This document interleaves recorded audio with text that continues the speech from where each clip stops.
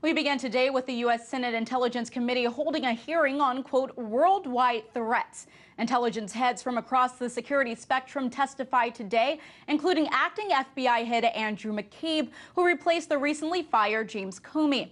On the agenda, take a listen. If this hearing had been held 2 weeks ago, we'd be spending the last 2 hours talking about North Korea.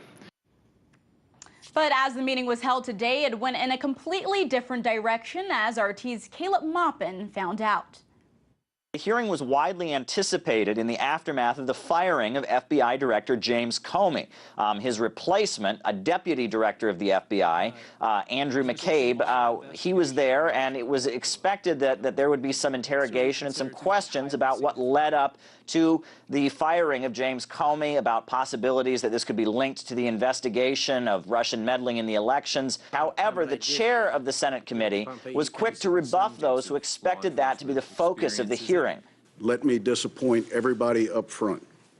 While the committee certainly views Russian intervention in our elections as a significant threat, the purpose of today's hearing is to review and highlight to the extent possible the ranges of threats that we face as a nation. Some members of the committee did try to bring up the wide-ranging topics that are included in security threats to the United States. Some members of the committee asked about North Korea, others asked about cybersecurity, questions came up about the selling of narcotics on the internet, about gangs, etc.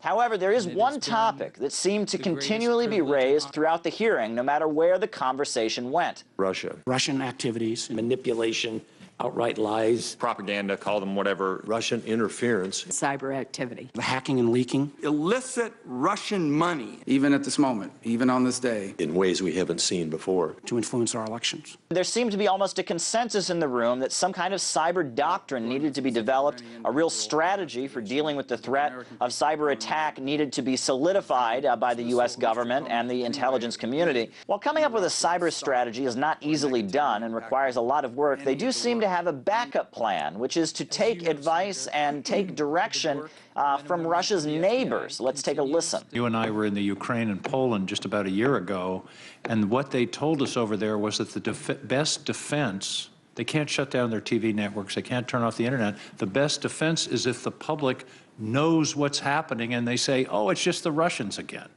And we have to reach that level of knowledge in this country. It seems like the idea is to get the population so full of accusations and so afraid and aware of accusations of Russian meddling that anytime things don't go by the book in the United States, they'll simply say, well, there goes Russia again.